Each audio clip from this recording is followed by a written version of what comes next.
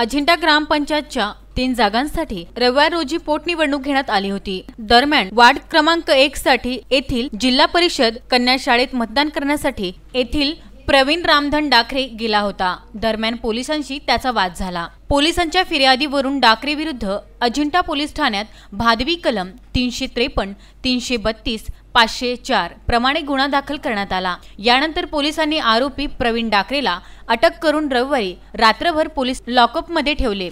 सोमवारी सिल्लोड न्यायालयासमोर उभे केले असता वरील आदेश न्यायालयाने दिले, अशी माहिती पोलिसांनी दिली आहे।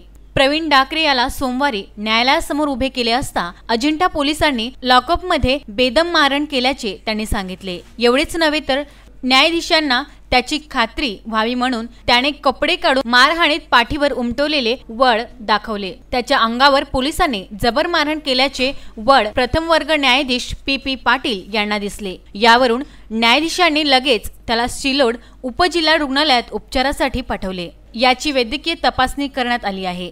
तपासणीचा अहवाल आल्यावर पोलिसांवर काय कारवाई होते याकडे सर्वांचे लक्ष लागले आहे।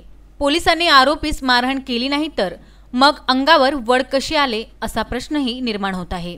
विसेन न्यूज करिता पिंपळदरी येथून गणेश कोलते यांचा हा वृत्तांत।